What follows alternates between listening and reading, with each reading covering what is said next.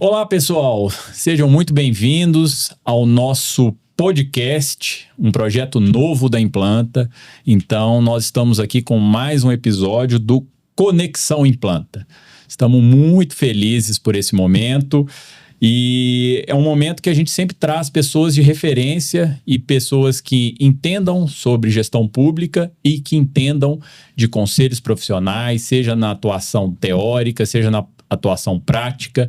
E hoje nós estamos com dois super convidados que eu apresentarei em seguida. Bem, então, queria pedir para vocês, curtam o nosso canal no YouTube. Para a gente é importante para que o algoritmo leve para mais pessoas esse conteúdo.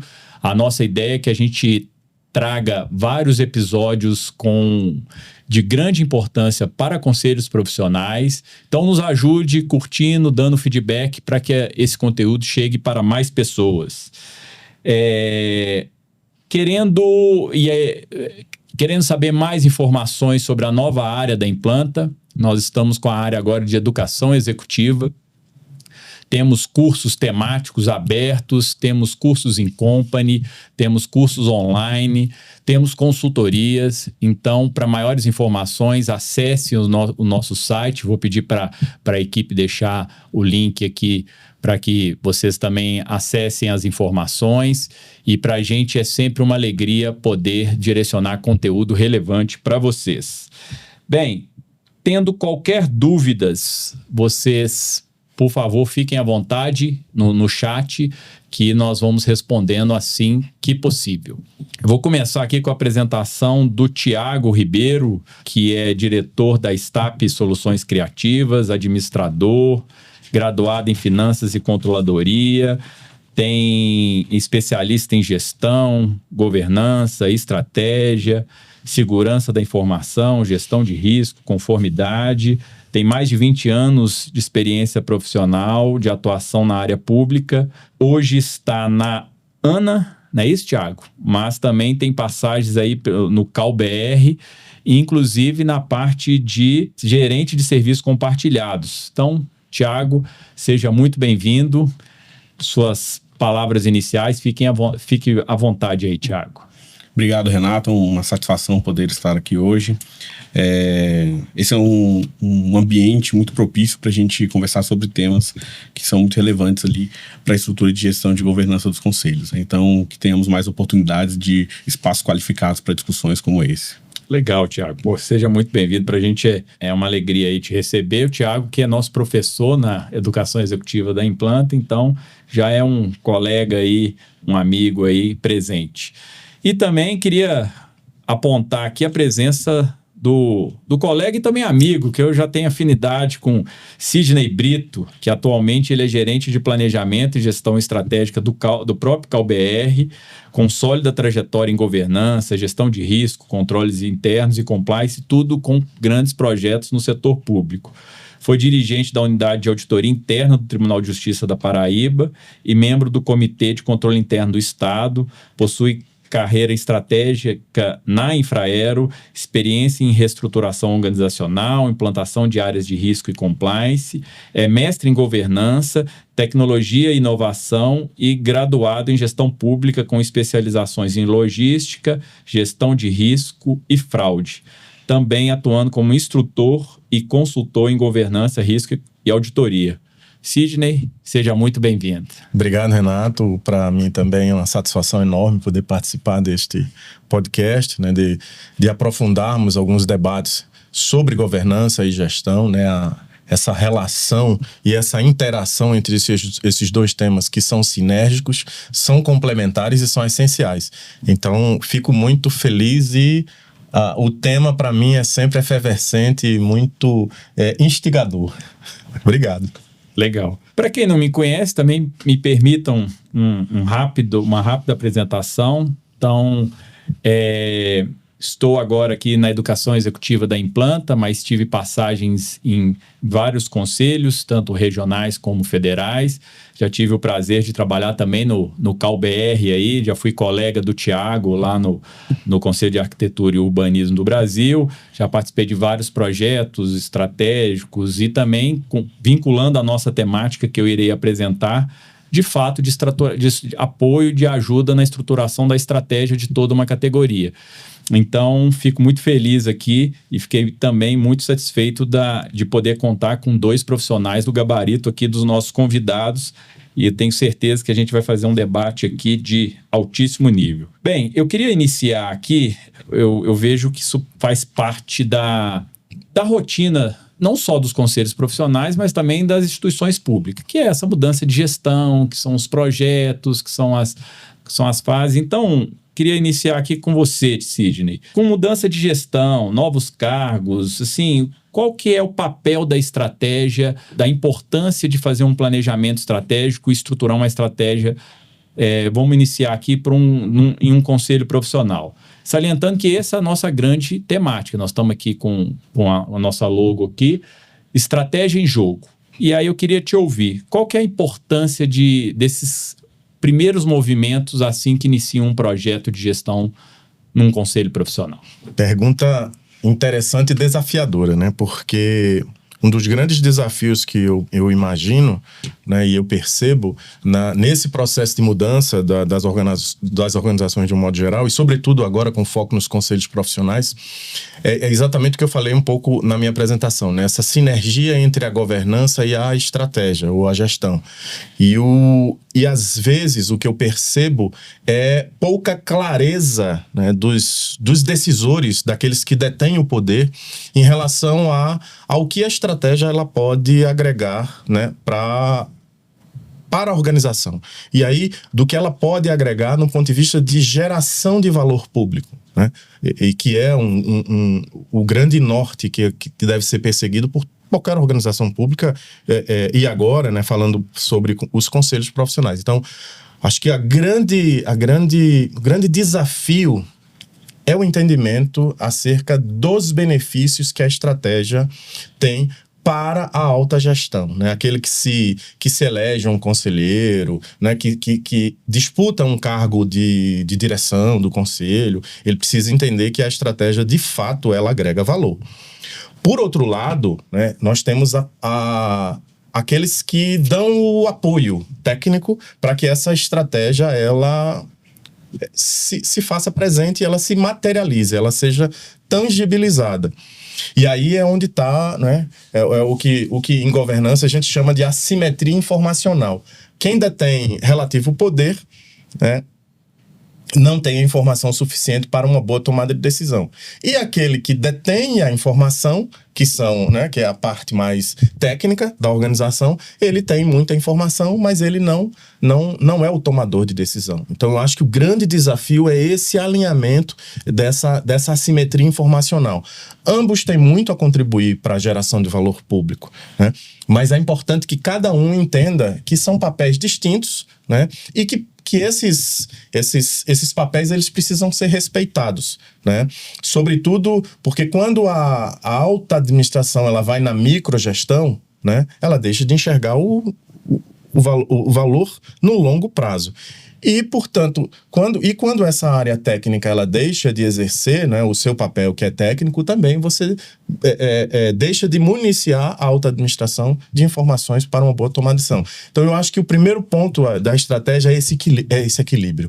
E, para mim, o tema é a simetria informacional. Isso, para mim, é polêmico, mas é fulcral. Legal. Eu já passando a palavra para você, Tiago, é legal essa reflexão que o Sidney nos traz, porque eu acredito que isso seja um pouco mais latente nos conselhos profissionais, porque a alta administração, a governança, muitas vezes ela é composta por pessoas que não são afeitas à área gerencial, a temáticas como essa, porque nós temos, né, e naturalmente nós temos psicólogos, nós temos engenheiros, nós temos enfermeiros, etc., que estão na governança dessas instituições. Então, talvez esse desafio que você coloca significa um pouquinho mais acentuado.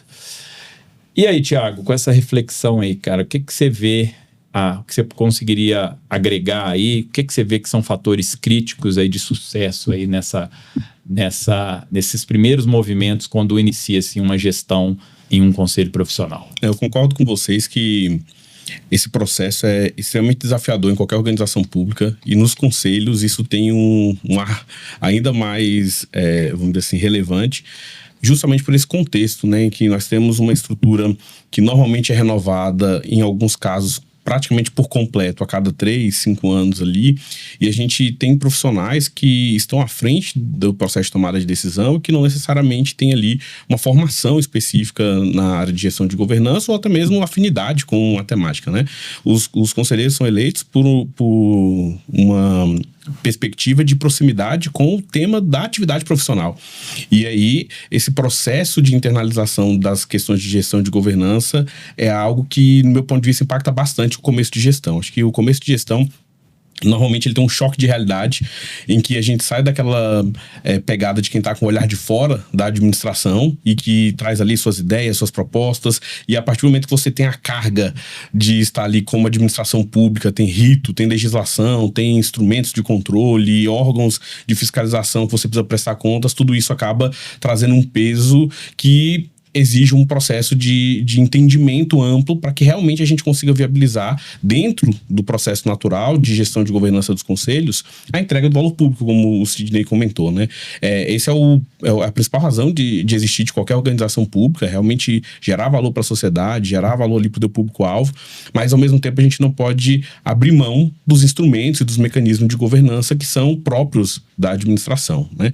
Então, eu acredito que um primeiro aspecto que traz esse ar de complexidade é realmente a gente conseguir sair ali daquele momento de, olha, tenho grandes ideias para minha gestão, e aí você entra e precisa transformar aquilo em planos efetivos para que você consiga realmente viabilizar a geração de valor nesse pequeno período em que a gestão vai estar à frente do conselho. É legal essa visão que você traz, Thiago, porque eu vou dar para vocês, eu vou fornecer para vocês a minha visão, e aí é particular, tá? E vocês fiquem à vontade de rebater e tal.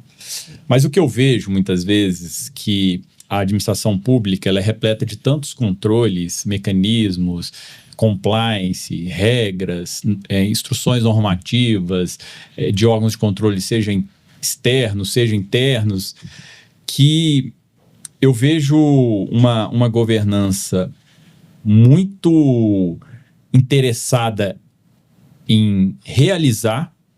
Eu vou fazer, poxa, olha só, tanto tempo, o mercado já tem isso, e o conselho precisa avançar para tal parte e tal, mas que muitas vezes não conhecem, sabem o que quer fazer, mas não sabem como fazer. Uhum. E geralmente, quando os grandes projetos eles não são tão exitosos, é justamente aí que há o erro. Porque começa a se deparar, mas você não pode fazer dessa forma. Existe a instrução tal que impõe um limite aqui. Existe uma lei que necessita que, para que faça uma contratação dessa forma, passa por essa etapa. E aí, a gestão, como se diz, aquele período daquela governança começa a patinar e começa a criar uma ansiedade. Meu depoimento é o seguinte: um dos principais momentos de uma gestão é o início. Porque tem muitos conselhos que o processo eleitoral, o processo de gestão são 3 anos. Então, você tem o primeiro ano para você falar assim, gente, nós vamos para aquele lado, com esse foco, com essas prioridades, nossos objetivos são esses. O segundo ano é para executar. E o terceiro ano é para você colher frutos, porque, naturalmente, você já vai entrar num período eleitoral onde existem algumas amarras adicionais, e se você não tiver se organizado, então o que se vê é o seguinte: se você perde o fator político a seu favor no início, que você chega com mais força e tal, você percebe que aquele momento ele vai perdendo um pouquinho de velocidade, e aí, naturalmente, a estratégia fica mais difícil. E aí, o Sidney, o que você avalia assim, Agora, sendo mais específico com a estratégia. Porque eu vejo um debate. Eu tenho minha visão, até mesmo porque eu acredito um pouco na linha que o Thiago colocou, mas tem muita gente que fala assim, cara, esse negócio de estratégia, de metodologia, enfim, é burocracia que atrasa ou de fato ajuda de verdade para que as instituições públicas consigam de fato obter o tão esperado valor público? Então, eu vou tentar responder essa sua pergunta com alguma autocrítica de alguém que já participou. Na minha trajetória profissional, eu vou falar aqui um pouco de linhas, né, que antigamente se chamavam as 3 linhas de defesa, e que o próprio Instituto Internacional de Auditoria ele entendeu que essa palavra defesa atrapalhava, né, no entendimento do que era uma boa gestão de riscos e de ter bons controles internos, porque quando a gente fala, existe muito essa questão da metodologia como um fim em si mesmo. Você falou aí da metodologia, né? Então a gente tem COSO, a gente tem ISO, a gente tem uma série de frameworks que existem para subsidiar o processo de tomada de decisão. Mas eu tenho uma história que eu normalmente eu costumo dizer o seguinte, olha, só existem controles internos porque existem riscos, né? Se a gente não tem risco algum, eu não preciso mudar em nada a minha vida, né? Se eu quero sair de casa para o trabalho num período de chuva e não quero me molhar, e se o meu percurso é a pé, eu tenho que usar de algum artifício. Esse artifício, ou seja, a forma de se proteger da chuva, ou seja, um guarda-chuva, na realidade ele é um controle. É um controle interno, porque o risco é de se molhar. E se você quer chegar no trabalho e não se molhar, você tem que usar o guarda-chuva. O problema é quando isso vira um fim em si mesmo. E aí, que é a questão da estratégia como uma metodologia pura e simples. Metodologia, para mim, ela só faz sentido quando ela gera o resultado que se busca. Qualquer metodologia. E, às vezes, a metodologia ela está posta, né, para um público que é maior. Você pensa no modelo das 3 linhas do IA, ele foi um modelo pensado para o mundo, né? Só que você tem organizações que são micro e organizações que são gigantescas. E esse modelo ele foi pensado para ser aplicado nessa e nessa. O que é que muda? É o entendimento daqueles que participam desse processo, né? E eu acho que esse é o ponto. Aí, o que é que acontece? O problema não é a metodologia, né? O problema é se esse método ele está levando você para o seu objetivo. Então, uma estratégia bem pensada e para ela se fazer valer e para que ela gere de fato o resultado, ela precisa ser encarada tanto pela alta administração quanto pelo seu corpo técnico, ou seja, aqueles que de fato detêm o conhecimento dos modelos, das metodologias, entenderem que são ferramentas. Entenderem que elas não são um fim em si mesmo. Te digo isso porque eu já fui gestor em que eu tinha que, para ter um projeto aprovado, eu tinha que passar por um processo de preenchimento de uma ficha que tinha quase 10 páginas. E é um modelo... não, isso aqui é o modelo PMI. Tá, mas será que não tem um modelo mais fácil? Ou seja, que traduza aquilo que eu consiga falar no meu universo de conhecimento, que é aquilo que você falou. Arquiteto entende de arquitetura, engenheiro entende de engenharia, administrador entende de administração, e por aí vai, né? Então, você achar que o método em si, ele é, né, o fim em si mesmo, eu acho que esse é o grande problema. Então, uma estratégia boa que dá certo, na minha visão, é aquela que pode ser facilmente compreendida por todos. Ponto 1. E ponto 2... é aquela que é traduzida em ações cujos controles internos ou cujos riscos são de fato mitigados. E aí eu falo isso por quê? Porque quando fala de controle interno, você não pode ter controles que custem mais do que o benefício que você vai oferir. Porque se para controlar 100 eu gaste 100, tem algum problema. Às vezes é melhor até abandonar a atividade. Porque se para controlar a atividade, para gerar um benefício de 100, eu gasto 100, então essa atividade para mim não faz sentido. Então, eu acho que mais uma vez a gente volta para o ponto inicial, é a assimetria, né? É a assimetria informacional. O gestor que quer avançar, ele precisa ter segurança. Eu acho que o ponto é esse. E as áreas que dão suporte para esse processo de tomar decisão, eles têm que gerar segurança. Os controles internos, eles precisam dar segurança. E para finalizar, eu sei que eu falo muito, eu tenho um exemplo que eu digo o seguinte, olha, você está numa estrada cuja velocidade média é de 110 km. Você vai fazer uma curva acentuada à direita e aí você pisa no freio, que é normalmente você vai reduzir, né, a velocidade natural do carro. Você tem uma curva acentuada e aí você pisa no freio e descobre que não tem freio. Não tem freio, né? E o freio é um controle.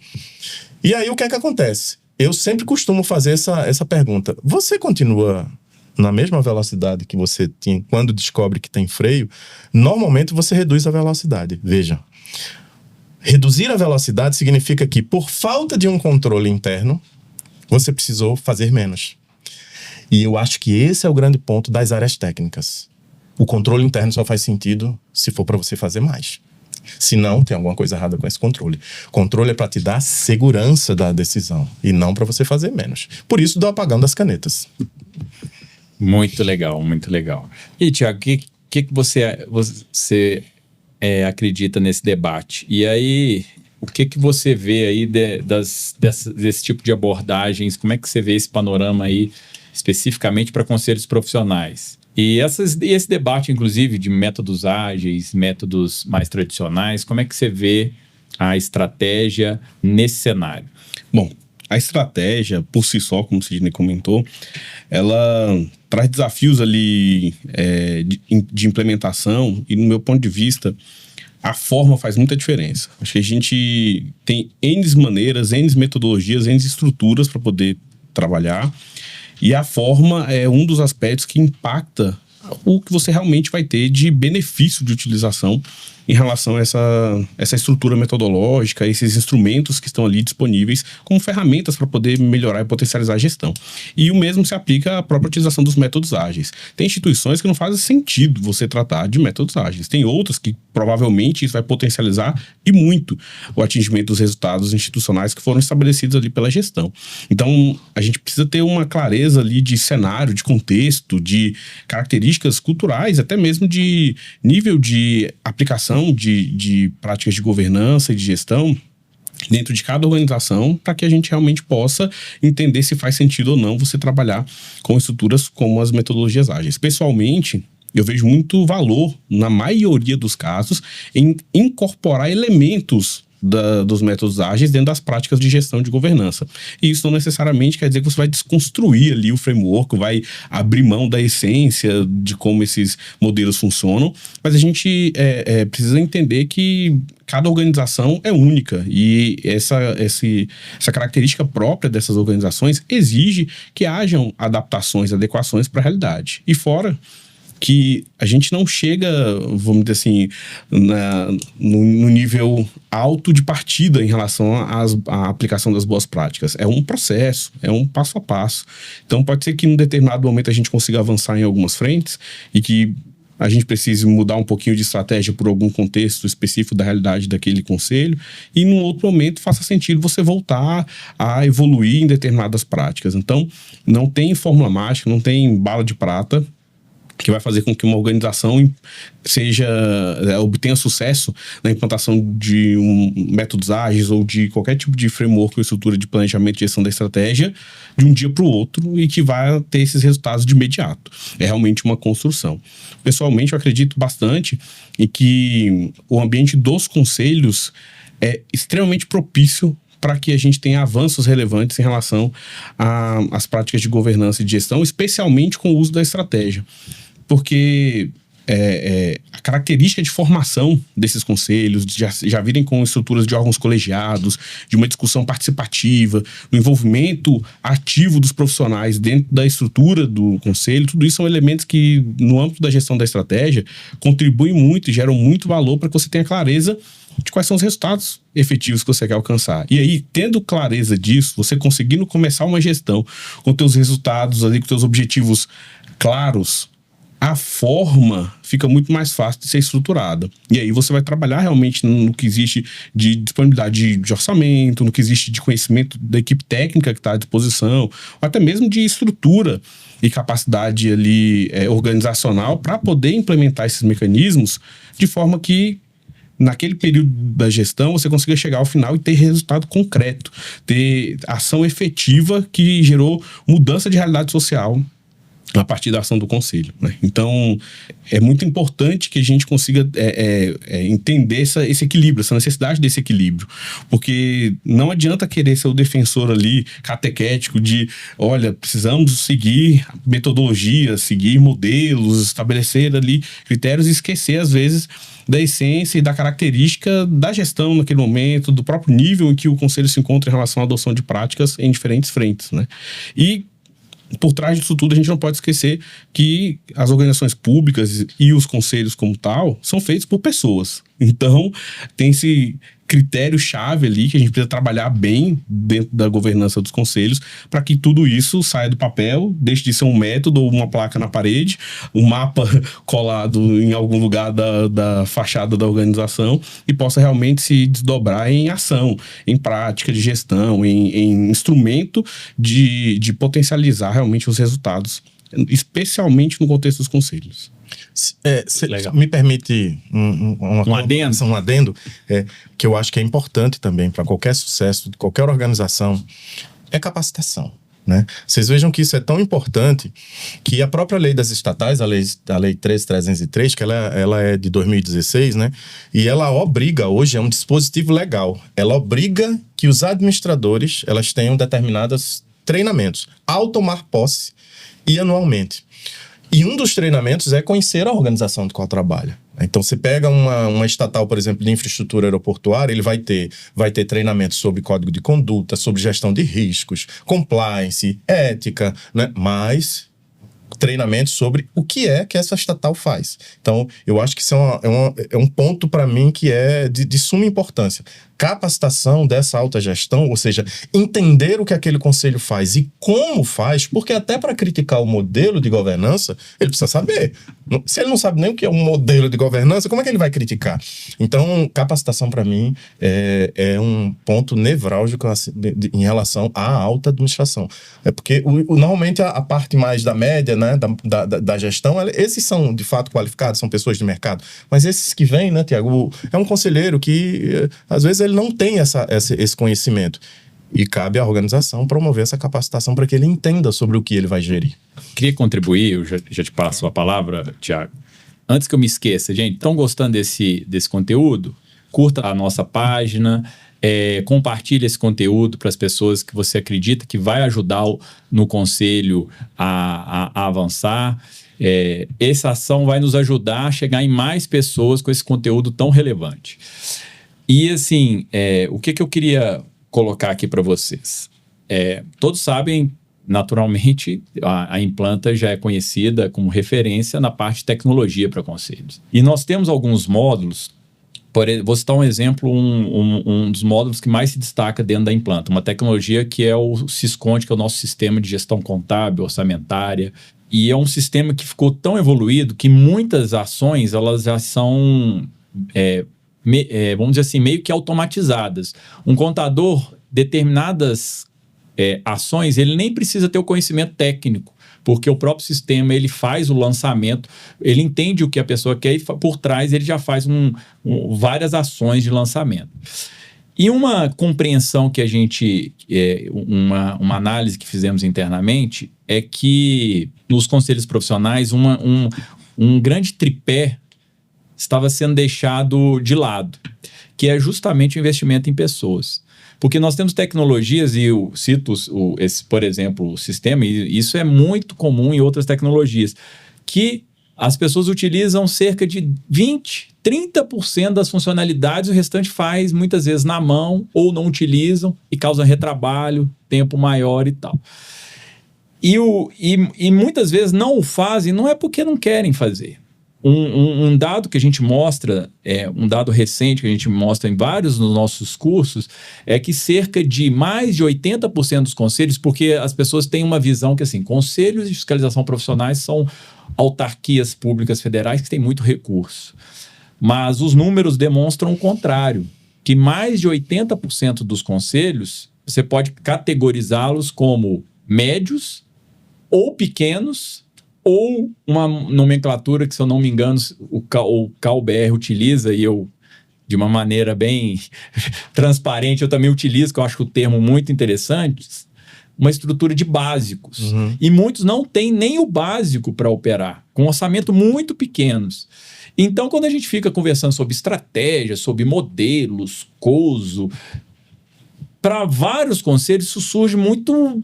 Cara, que discussão fora da realidade. Eu tenho aqui 10 coisas para fazer, eu atuo aqui no financeiro, mas eu apoio no administrativo, eu dou um apoio para a área finalística, quando alguém falta, eu tenho que entrar. Então, assim, essa discussão mais conceitual não me pega, né? Mas é claro que nós temos pontos fora da curva de conselhos que têm orçamentos multimilionários. Então, isso, na média, isso distorce essa radiografia de conselhos. E aí eu queria agora trazer o nosso assunto para algo mais específico e mais tangível para aquele colega do conselho profissional que está nos escutando, que muitas vezes ele não consegue operacionalizar a estratégia até porque não tem tempo. Ele fala, olha, tem que vir algo mais célere, porque a gente sabe que o compliance da gestão pública é pesado, né? Eu vou adicionar aqui o que tem aqui como cenário, mas, enfim, muitos conselhos não têm condição de executar uma boa estratégia porque a prioridade é outra. E eu não acho que estão errado, não, porque a prioridade é geração de valor público. Então, dentre implantar uma estrutura de controle ou de planejamento mais robusta, em detrimento, uma entrega de valor para uma atividade finalística, como um bom registro sendo feito, como uma fiscalização sendo feita, ou uma normatização, no caso dos conselhos federais, um processo ético ou demandas latentes que estão acontecendo no exercício profissional, naturalmente vão priorizar essa atividade finalística. E aí, Thiago, eu queria voltar essa pergunta para ti, mas agora, assim, como que um conselho, é possível uma categoria se organizar para que isso seja feito com menos inércia, com menos dor e, de fato, tracione valor público, ajude, de fato, os conselhos a avançarem na parte de processo finalístico e geração de valor, impacto para a sociedade? Na verdade, eu acredito que não faz sentido a gente discutir estratégia se essa estratégia não estiver gerando valor no que diz respeito à atividade finalística dos conselhos. E também a gente não pode considerar que, para ser uma estratégia boa, ela precisa ser uma estratégia complicada, ela precisa ser uma estratégia complexa ou extremamente robusta. Muito pelo contrário. É inevitável que a gente naturalmente já tenha um planejamento mínimo dentro das nossas ações. Então, qualquer gestão, quando ela chega com o seu plano, ela tem ali suas prioridades, ela consegue minimamente indicar o que ela entende que precisa ser feito naquele período em que ela vai estar à frente do conselho. E justamente, talvez, por essa questão, por essa realidade que você pontuou, de uma limitação orçamentária significativa, de desafios em relação à entrega das atividades finalísticas, é onde eu entendo que a estratégia pode justamente contribuir para trazer um olhar mais crítico para o que realmente é prioridade, para permitir que a tomada de decisão aconteça baseada em critérios que ajudem a organização a estar todo mundo no mesmo patamar. Se você tem um conselho, por exemplo, com 5, 7, 10 pessoas, às vezes tem muita coisa que fica implícita e a gente faz porque avalia contexto ali e acaba conduzindo as ações e a tomada de decisão de cotidiano naquele sentido que você percebe que talvez seja o melhor caminho. Quando você tem um processo ativo de estruturação estratégica, você consegue sair desse contexto do achismo ou até mesmo da percepção subjetiva e se torna claro dentro do ambiente de gestão, olha, nós temos que ir naquele caminho e a gente dispõe dessas ferramentas ou desses instrumentos para poder chegar até lá. E, eventualmente, até otimiza uma alocação de recursos que já é exígua em termos de capacidade em grande parte dos conselhos, e você consiga realmente materializar entregas relevantes ali num contexto em que você tem muitos desafios. A realidade prática da atuação da maioria dos conselhos é realmente uma dinâmica de muito o que fazer e poucos recursos para instrumentalizar tudo que você precisa fazer. E a gente também precisa considerar nesse contexto que você comentou sobre a responsabilização, né? Ainda que exista esse cenário desafiador, há aspectos que a gente não pode abrir mão.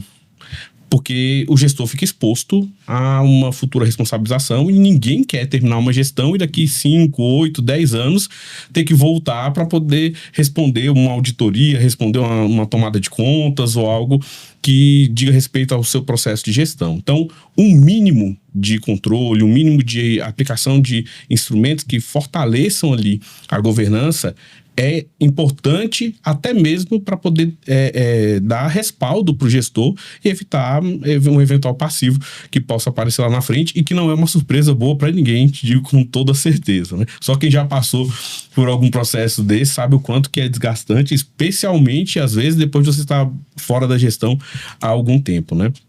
Mas eu realmente enxergo que existe ferramental disponível para que você tenha estruturas, vamos dizer assim, relativamente simples e que ajudam a gestão do conselho a realmente conseguir lidar com seus desafios ali cotidianos. Não precisa de muito, não precisa de querer fazer o ótimo, dá para avançar com bons instrumentos, com boas ferramentas aplicadas na proporção adequada para a realidade de cada conselho. Legal. Sidney, queria fazer essa pergunta para ti, até que você entrou num assunto que para mim, de fato, é fundamental, que é a capacitação. Uhum.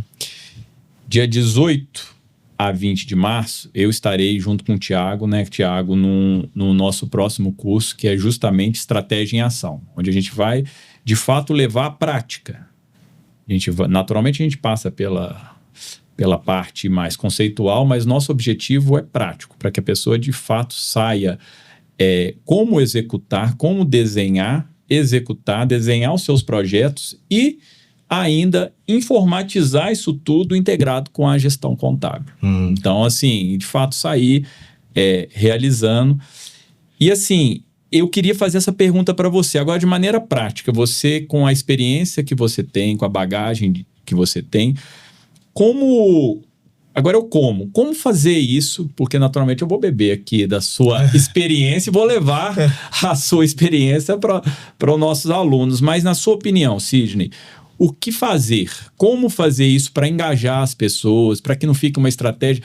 Porque, cá entre nós, 90% das estratégias que eu vejo nos conselhos, você pergunta até muitas vezes para a média gerência, a pessoa não sabe nenhum dos objetivos estratégicos da instituição. Fica uma coisa muito conceitual que, de fato, não agrega muita coisa para a realidade. E aí, Sidney, como fazer isso? Como ajudar uma categoria de uma maneira geral, como conectar as pessoas, como envolver a base dos conselhos, os funcionários que muitas vezes estão lá e são bastante experientes, conhecem muito o conselho, alguns reclamam que não tem oportunidade de se envolver com as estratégias. Como é que você vê esse cenário e como a gente pode sair com uma estratégia que seja de fato pertencente a todos aqueles que se envolvem nela? Então, é uma pergunta complexa, né? E de resposta não tão simples. Mas eu assim, das experiências que eu tive, né? Já são algumas décadas, né? De gestão pública. Começou cedo, né? Muito cedo. Aos 12 anos você começou a trabalhar, né? Já estou aí, são mais de 30 anos, né? Então, e só na administração pública, né? Então, assim, o que eu percebo, né?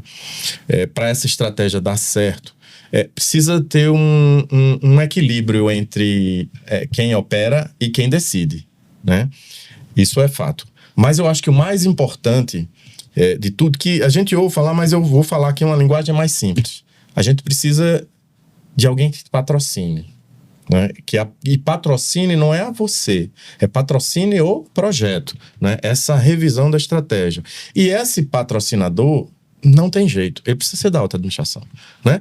Porque se ele for da média gestão, eu tô dizendo média não é porque o gestor é mediano, não, mas é porque é daquela estrutura mais de gestão, né? Isso tende normalmente ao fracasso. Por quê? Porque se quem toma a decisão não tem a consciência de que aquela decisão vai ser boa para a organização, esqueça. Então, e qual sempre foi o meu maior trabalho, né, nesse processo de mudança, de fazer a estratégia acontecer? Convencer a alta administração. Nós que atuamos na gestão, né, e vou falar aqui na média gestão, que é o cargo, por exemplo, que eu ocupo hoje, já fui executivo de outras organizações, mas o grande desafio e o papel que eu acho que é desse gestor é convencer. Isso leva...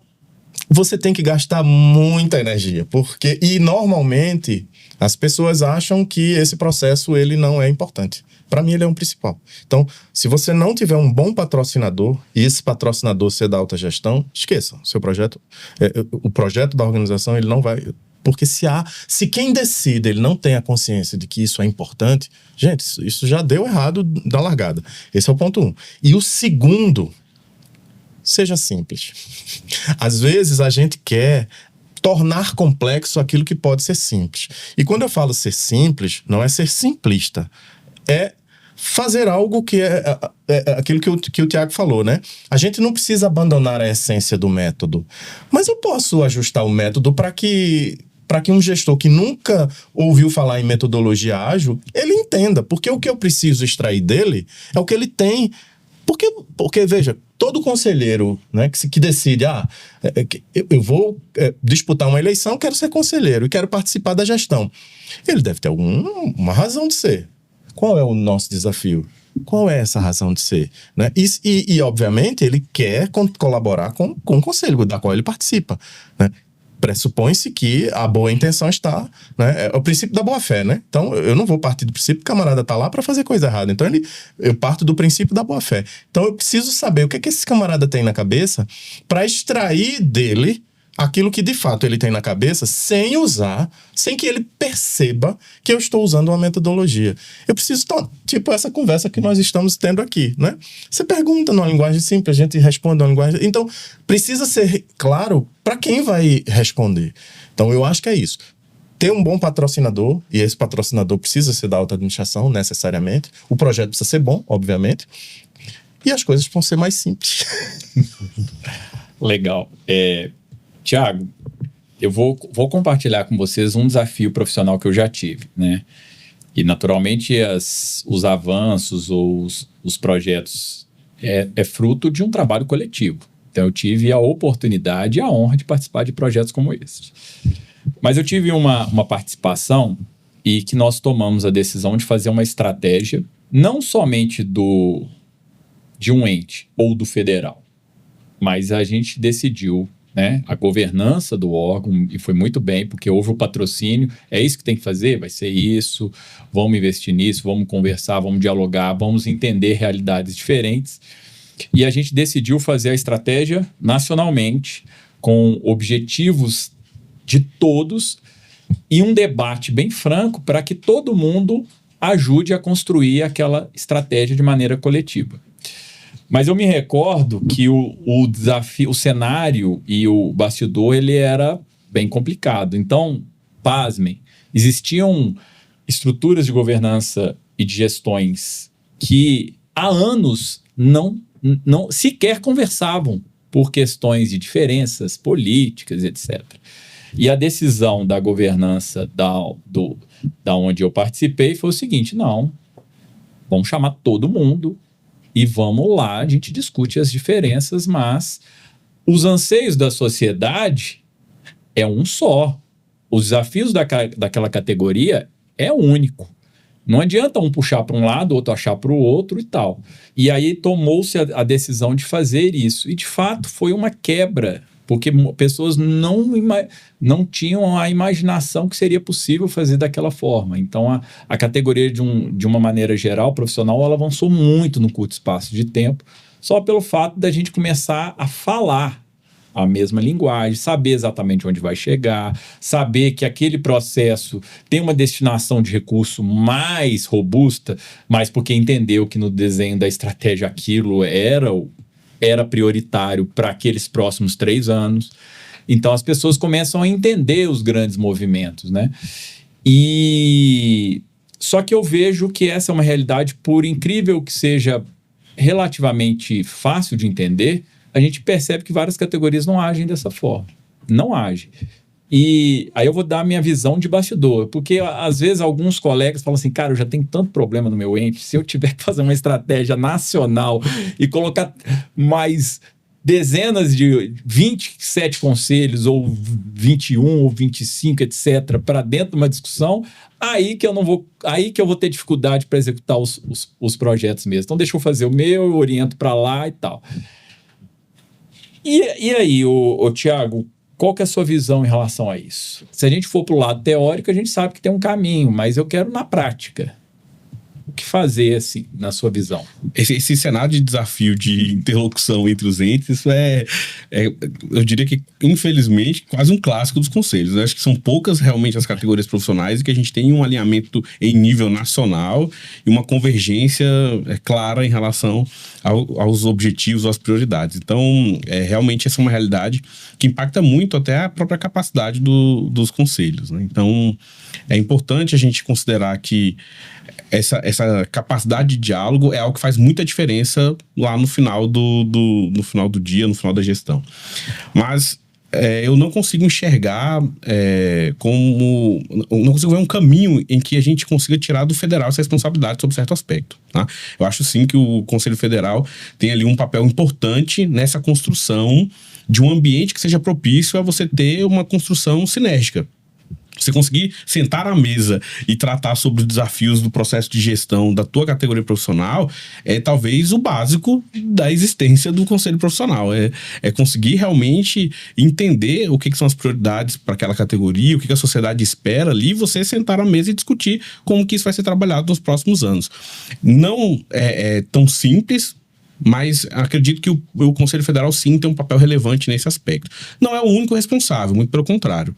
Essa é uma responsabilidade conjunta, né? Algo que precisa ser assim, tratado com o máximo de clareza e de espaço, abertura mesmo, para que se tenha oportunidade de discutir as diferenças. Mas eu acredito que há muito mais propensão para a gente conseguir encontrar as convergências, né? Achar aquilo que faz sentido, aquilo que é coerente para todo mundo, e talvez não necessariamente você sair ali no final do dia com 20, 30 objetivos para todo mundo, mas você sair com 2, 3 pontos que são convergentes, que a gente consegue falar a mesma língua, que a gente consegue entender que faz sentido colocar energia.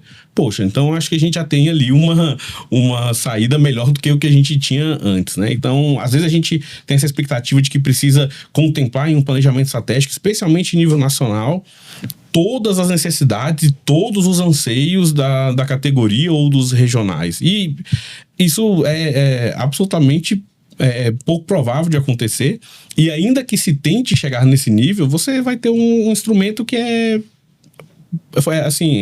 algo para constar, vai ter ali letra fria no papel, você não vai ter ação efetiva se você realmente tentar levar todas as necessidades ou tudo aquilo que move um conselho.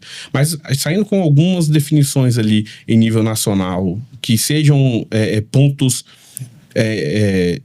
em que não haja discussão quanto à importância ou quanto à necessidade, você já consegue ter condições de trabalhar ali um instrumento estratégico que vai contribuir bastante para o avanço e trabalhando todo mundo em conjunto, otimizando esforço, e aí são N as estratégias que podem estar relacionadas, inclusive quanto à otimização de custos, quanto à colaboração e utilização de pessoal de vários conselhos. A gente tem exemplos ótimos aí de práticas em que estruturas são compartilhadas, né, entre os conselhos, seja pessoal, sejam contratos, sejam equipamentos, enfim, veículos, na fiscalização, instrumentos, até mesmo aspectos como sistemas, né, que podem ser contratados ali de forma compartilhada. Enfim, a partir do momento que você começa a conversar, que você começa a se entender e encontrar pontos de convergência, você aumenta muito a chance de que o profissional tenha lá no final entregas que ele enxergue com maior relevância. E em relação ao ambiente de conselhos, a gente sabe que tem um plano de fundo constante de questionamento da própria existência dos conselhos. Justamente por essa dificuldade de conseguir encontrar o que são os pontos que vão gerar valor e melhorar a percepção dos profissionais em relação à atuação dos conselhos. Então, eu enxergo realmente como um ponto crucial essa capacidade de construir um ambiente de discussão sadio ali, onde você tenha realmente objetivos, mas no meu ponto de vista, o federal tem um papel relevante nessa construção, sim. Esse papel relevante que você coloca, Tiago, isso já vem sendo revertido e já tem agora um compliance direto, reconhecendo esse próprio papel, né? Porque antes a gente fazia essa reflexão e tal, e agora os próprios órgãos de controle, tanto o Tribunal de Contas da União, vem com uma secretaria específica para conselhos profissionais, ele vem dando orientações, acordos e um compliance mais obrigatório com essa visão, né? Então, iniciou-se... Cara, tem alguns acordos importantes, mas o 1648 de 2024, plenário, que demonstrou claramente como é que está a transparência dos conselhos profissionais, como é que está esse diálogo com a sociedade, como é que está demonstrado o resultado, esse valor público. E, recentemente, tivemos 2 movimentos muito importantes. O primeiro é a decisão normativa 216 de 2025, que ela explicitou a importância e o papel de agregador do Conselho Federal. O papel claro do Conselho Federal, porque membros da sociedade não quer saber, eu quero saber as informações, não quero saber qual que é do Conselho X, do Y, eu quero saber as informações daquela categoria de uma maneira geral, como é que está caminhando, eu quero dados estratégicos. Então, essa decisão normativa ela veio no sentido de explicitar exatamente que tipos de informações precisam ser, inclusive, agregadas e consolidadas em nível nacional. E aí coloca uma pitada de desafio nisso tudo. Então, sem uma boa organização, uma visão nacional, tecnologia, isso não sai. E ainda foi feita a portaria CGSEX número 10, que ela explicitou exatamente as informações que precisam estar nos relatórios de gestão. E eu acho que foi até muito salutar, porque foi agora, no mês passado, agora em fevereiro, saiu um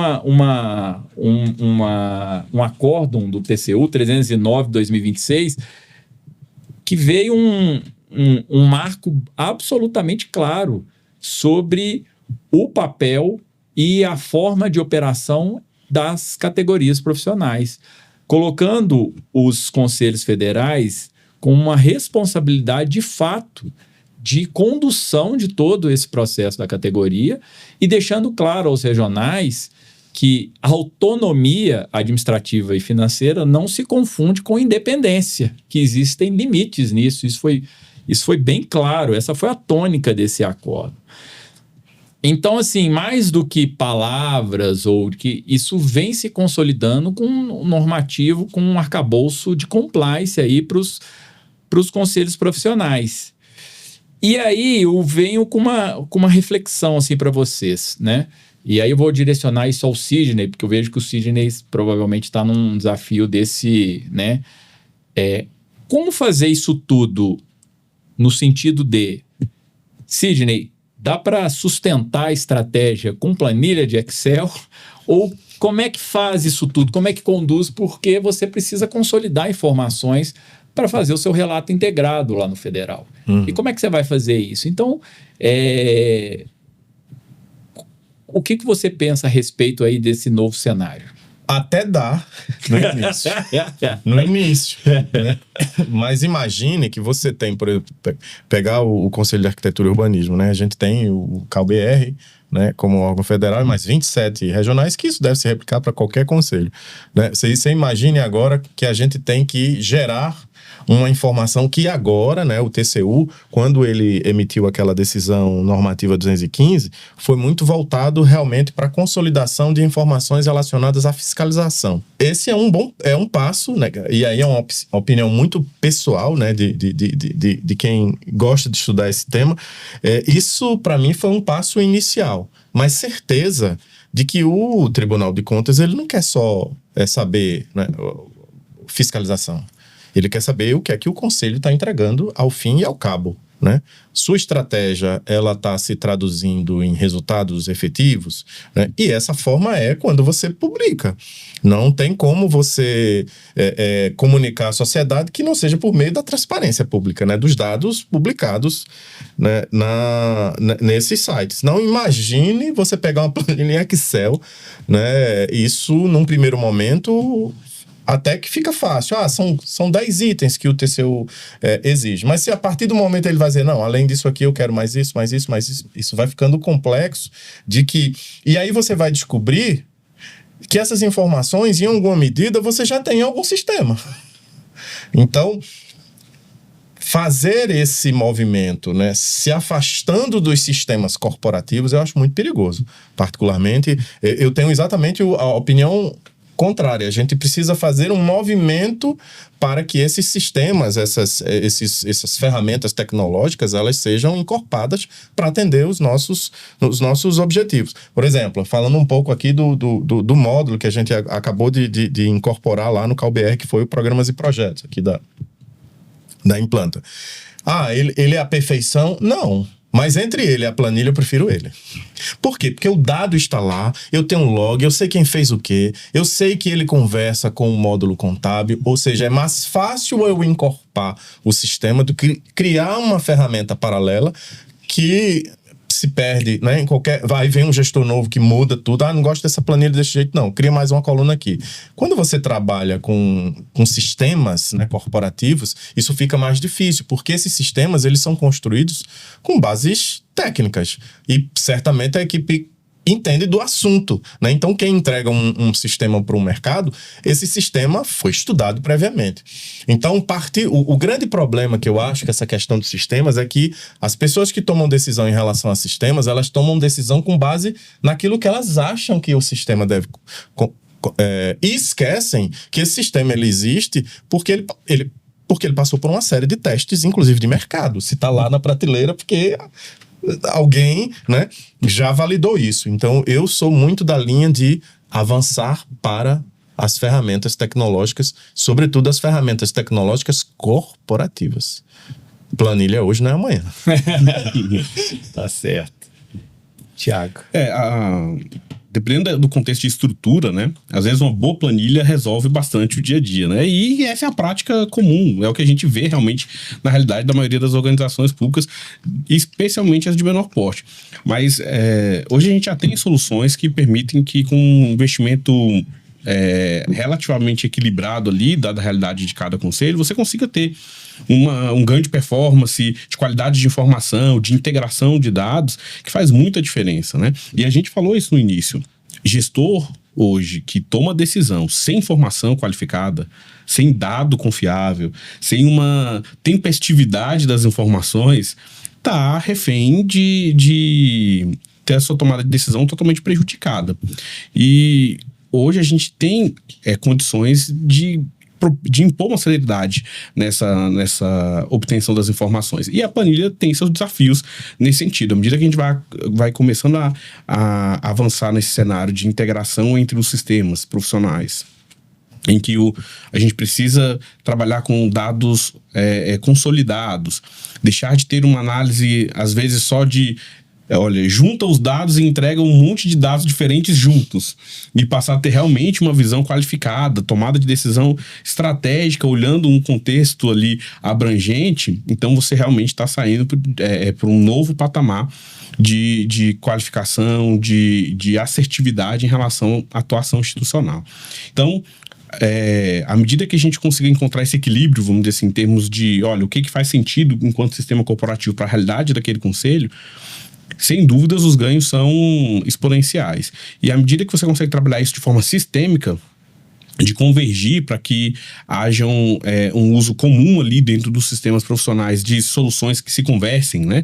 De obter mecanismo de uma integração real entre essas informações e que esses dados possam ser utilizados ali por cada gestão nas suas ações cotidianas, no seu processo de tomada de decisão. Poxa, a gente está evoluindo bastante. E ainda que o TCU tenha uma relevância grande no que diz respeito à imposição dessas práticas junto dos conselhos, nada disso é realmente novidade, né? A administração pública tem por premissa essas ações há bastante tempo, mas a gente está vendo que o cerco está fechando, né? Como vocês já pontuaram, se você observa as características das primeiras manifestações do TCU direcionada a conselhos especificamente, a partir ali de 2021, 2022, você olha para o tom que está hoje, né?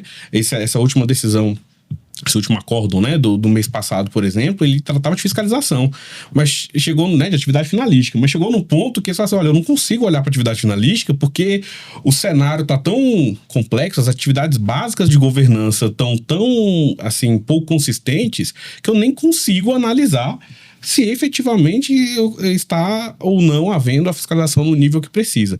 Então, com certeza, esse olhar do tribunal para os conselhos, observando a governança, a gestão, toda essa definição estratégica e essa geração de informações, essa transparência, é algo que, no meu ponto de vista, concordando aqui com a percepção do Sidney, isso vai se aprofundar, isso vai se tornar cada dia mais incisivo. E a gente tem saído de um caminho de recomendações, de orientações, para um nível de determinações e daqui a pouco, provavelmente, de responsabilização daqueles que não se movimentarem para viabilizar que haja realmente a adoção dessas práticas. Muito legal, gente. Estamos caminhando aqui já para o final do nosso bate-papo, mas papo bom é assim, o tempo passa, né? Que é uma... Então, assim, primeiro um recado aí para os colegas aí que nos assistem. Se tiverem dúvidas, deixem aí no chat. A gente vai respondendo assim à medida do possível. Gostou desse papo? Gostou dessa dinâmica? Tem sugestão para assuntos que envolvem os desafios e dores aí, fique à vontade, escreva aí no chat pra gente, sugira novos temas, a gente vai olhar com muito carinho e avaliar internamente. Bem, gente, eu queria agora partir pro nosso bloco aqui de encerramento e fazer uma pergunta aqui para cada um. Primeiro ponto Sidney, se você tivesse que dar aí, vou começar com o Sidney, um único conselho, entendeu? Então, assim, eu imagino que vocês têm várias sugestões, várias demandas, mas um único conselho a um presidente que acabou de assumir a sua administração junto com seus colegas da governança. Então, tem um desafio aí para os próximos 3 anos ou 4 anos e tal. Se você tivesse que fornecer apenas um único conselho, qual seria esse? Em um único conselho, procure conhecer a organização. Precisa saber o que é que a sua organização faz. Segundo, procure conhecer qual é a estratégia dessa organização, para onde ela está indo.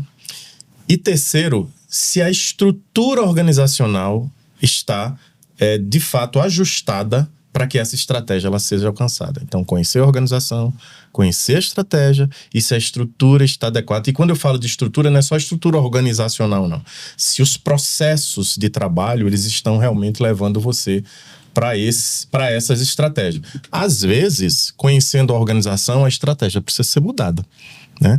E se a estratégia está correta, às vezes a estrutura está inadequada. Então, eu costumo dizer o seguinte, não é a estrutura que define a estratégia, é o inverso. A estratégia define a estrutura, ou seja, a estrutura segue a estratégia. Conhecer a organização, avaliar a estratégia e olhar para a estrutura. É um bom começo. É um bom começo. Tiago.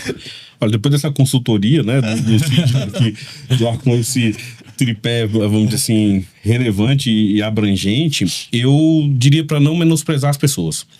Eu acho que dentro das estruturas dos conselhos hoje, talvez um dos maiores desafios seja essa convergência entre as pessoas que estão ali à frente nos cargos de gestão e aí dentro da estrutura diretiva do conselho e as pessoas que estão ali para poder apoiar e dar suporte a esses processos, né? Essa dualidade ali, ela precisa ter um nível mínimo ali de engajamento, de compreensão.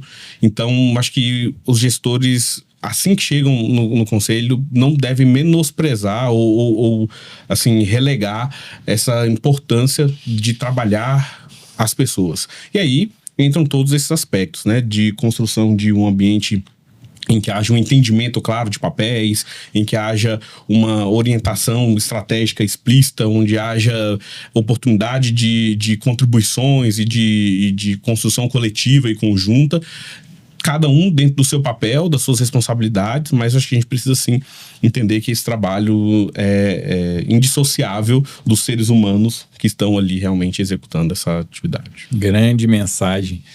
Eu posso dar meu depoimento aqui, sabe, Tiago? Desde a época ali do CREA Minas, onde eu já fui concursado, então um abraço para os colegas aí do CREA de Minas Gerais, onde eu tive a oportunidade de trabalhar. E assim, até outros conselhos federais que eu já passei aqui em Brasília, como o CalBR, Conselho Federal de Química, mas assim, muitos criticam a administração pública, mas o que eu conheci, as mentes mais brilhantes que eu já conheci, claro, tem desafios de gestores, colaboradores, tem, acho que toda instituição tem, mas o que tem de corpo qualificado nos conselhos profissionais, então a gente também tem que valorizar essa turminha aí que muitas vezes, né, tá aí no... Sem a qual nada acontece. Nada acontece. Seja carregando o piano, de uma maneira mais dura de dizer, mas assim, mais com muito carinhosa, eu coloco aqui, até aqueles que se disponibilizam o seu tempo de maneira honorífica para estar lá, abandonando ou deixando de lado a sua área profissional para se dedicar à profissão, para deixar um legado. Então eu vi muito disso e isso até meio que me forjou no bom sentido assim na área profissional. Mas um outro ponto que eu queria deixar aqui com vocês, Sidney, você tem alguma sugestão, seja que você acha interessante sobre a temática, seja um livro, seja um normativo, uma lei, um decreto que você acredita que possa contribuir para os colegas que querem algo a mais dessa conversa? Eu acho que o acórdão, esse último acórdão que você citou, que é o 309, né, de 2026, eu acho que ele é de leitura obrigatória.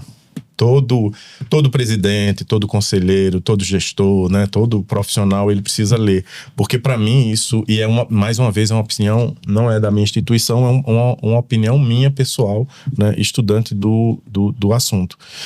Não acredito que isso vai retroceder, né, porque a gente sabe que a Constituição Federal atribui à União a competência, né, primária para legislar, atuar sobre essa questão profissional. Então, na realidade, é uma atribuição delegada aos conselhos, né? São autarquias públicas, independente dela integrar ou não o Orçamento Geral da União, isso é um detalhe na minha visão. Então, isso é um movimento que vai como o Tiago falou, que vai se efervescer, né?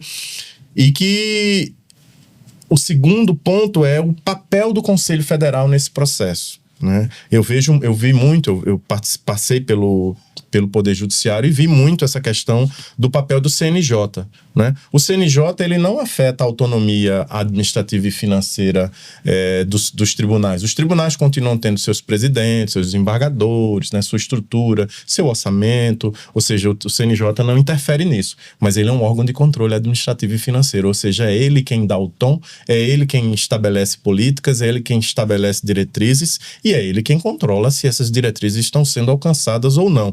Então eu percebo que esse movimento que está acontecendo nos conselhos profissionais é muito do que aconteceu, por exemplo, no Poder Judiciário. Hoje existe no Poder Judiciário uma estratégia que ela é nacional, a estratégia do Poder Judiciário, né? Então é bom a gente começar a olhar, né? E sobretudo, aí eu estou falando mais para alta gestão, inclusive, né? Para se debruçar sobre esse acórdão, porque esse acórdão ele nos fornece elementos mínimos para o que é que eu tenho enquanto presidente, seja de um Conselho Federal, seja de um Conselho Federal, quais são os limites de atuação. Eu acho que esse é o ponto, né? O Conselho Regional, ele tem autonomia administrativa e financeira? Tem. O Conselho Federal também, mas o federal, ele... Até porque quando se recebeu a lei, né, a delegação para se atuar, não se estabeleceu essa forma, né? Assim, não, você aqui, você tem esse papel, você tem esse aqui. Não, o Conselho é um só. É uma categoria. É uma categoria, né? Então, eu acho que é importante que cada um se enxergue, mas não deixe de observar o papel adicional do Conselho Federal, que é estabelecer políticas, diretrizes, né? E obviamente, isso eu acredito que o TCU deve cobrar em algum momento. Legal. Tiago. Até fazendo aí referência e complementando um pouco, né, do que o Sidney colocou também, o acórdão 309 ele dá o tom de, olha, nós estamos indo para cá. E eu concordo com essa percepção de que, olha, a auto-administração que não tiver isso aqui claro como perspectiva, e infelizmente a gente tem visto alguns movimentos nos conselhos até de embater junto ao TCU ali em relação à aplicabilidade ou não dessas diretrizes para a realidade dos conselhos, mas eu acho que na vibe já de quem está pensando em convergir e começar a colocar em prática essas ações, o próprio diagnóstico do IESGO, né? O IESGO é um instrumento de diagnóstico excepcional.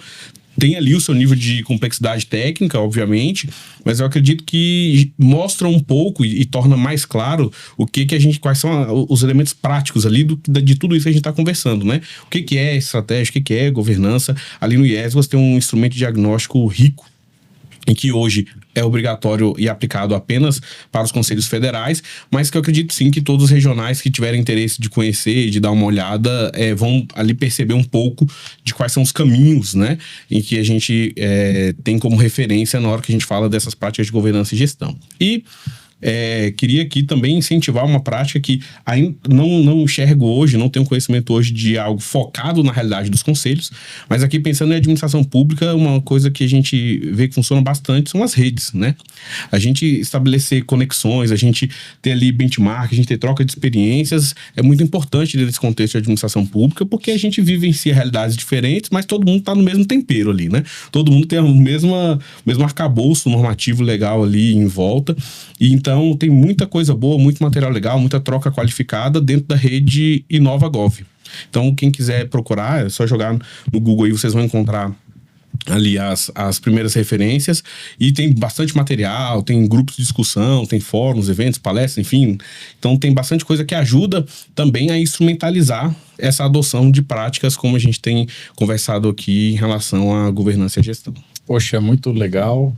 Primeiramente, endereçado aqui ao Sidney. Sidney, queria agradecer sua presença, gostei muito do bate-papo, certamente uma aula aqui pra gente. Obrigado por contribuir aqui com essa discussão. Aí, passo para você aí as palavras finais, deixar talvez os seus contatos, como é que as pessoas te acham nas redes para acompanhar um pouquinho mais do seu trabalho. Então, fique à vontade. Obrigado. Eu me sinto lisonjeado de poder participar desse trabalho aqui com pessoas tão ilustres, né, e tão conhecedoras do tema. É muito bom, né? Acho que a Implanta tem feito um trabalho excepcional em relação não só aos sistemas que ela fornece, mas também agora com essa área nova de capacitação, aquilo que eu falei, né? São pessoas, né? Essas pessoas precisam estar capacitadas, motivadas, e eu acho que é muito legal. E eu sempre gosto, né, desses temas. Meus contatos, né, no meu LinkedIn é o Sidney Brito, né, e no Instagram é Sidney Brito GRC, né, pra vocês terem uma ideia como eu gosto, governança, risco e compliance. Né, se eu pudesse mudar o sobrenome, seria Sidney Brito GRC.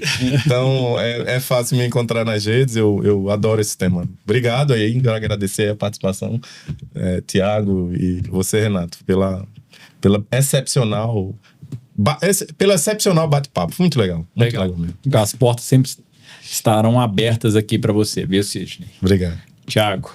Bom, agradeço pela oportunidade. Mais uma vez a gente está trocando uma ideia e conversando um pouco sobre todo esse contexto de atuação dos conselhos profissionais, né? Sou entusiasta realmente da temática e da sua aplicação no âmbito da realidade dos conselhos, né? Então a gente ter esses momentos de troca de experiências é muito rico, muito válido. E lembro que vamos estar juntos agora, né, entre os dias 18 e 20 aqui na Implanta para o treinamento específico relacionado ao planejamento estratégico, né? A gente também tem outras frentes de trabalho aí que podem ser de interesse também dos conselhos. E no LinkedIn tô lá com o Thiago Rosa Ribeiro. Quem quiser conversar, trocar uma ideia, enfim, esses ambientes de discussão são sempre muito válidos, a gente está à disposição. Obrigado. Legal, Thiago. Também queria agradecer aqui a participação de vocês mais uma vez. Obrigado, viu, Thiago? Thiago, sempre bom. Thiago, a gente confesso aqui a vocês que a gente bate muito papo nos bastidores, né, Thiago? Então, a gente trabalha bastante aí. Eu e o Thiago, nós temos 2 cursos em comuns, tanto esse de estratégia, que vai ser agora do dia 18 a 20, onde a gente vai exatamente... Então, vocês que estão nos assistindo, quer conhecer um pouco mais de como desenvolver todo esse processo, informatizar esse processo e ainda entender exatamente esse valor público, eu e o Thiago, a gente vai explicar isso e entregar aí de tudo até o desdobramento nos relatórios de gestão, mas a gente também atua num outro projeto que é um curso de governança. E além, já que permeia aqui o assunto, a gente também tem um curso na Implanta agora, um curso para esse ano, que é justamente de formação e atualização de conselheiros e diretores, presidentes. Então, um curso mais destinado à governança. A gente percebeu, de fato, esse desafio e a oportunidade de atualizar a mente aí, né, essa direção aí dos conselhos profissionais. E por fim, pedir para vocês nos acompanharem aí no nosso site. A nossa equipe está deixando provavelmente em algum canto da tela aí o QR Code com os nossos cursos. Queria frisar também um curso novo, na verdade é um encontro novo que a gente está fazendo esse ano, um curso de imersão da Implanta. Então, se você quer entender um pouco mais, não só de governança, mas como também de gestão, os principais processos de gestão, sejam de compliance, de controle, de planejamento, transparência, a parte finalística e toda essa discussão que envolve também fiscalização, registro profissional, cobrança, a gente vai colocar tudo num grande encontro. E a gente deixa o convite aí para vocês, aí no início de agosto, dia 5, 6 e 7, certamente aí descrição também estará na tela. E por fim, deixar meus contatos no LinkedIn, que é a minha rede profissional, onde eu converso mais com todos vocês. Se vocês colocando Renato de Melo Teixeira, vocês vão me achar. E no Instagram, Renato M. Teixeira. E aí a gente deixa um pouquinho do lado pessoal, né? Os nossos hobbies. E aí eu tenho alguns hobbies aí, mas aí fica para a próxima oportunidade. Então é isso. Mais uma vez, obrigado pela presença. E para que vocês que ficaram até esse momento, um forte abraço, um beijo no coração e até a próxima. Valeu!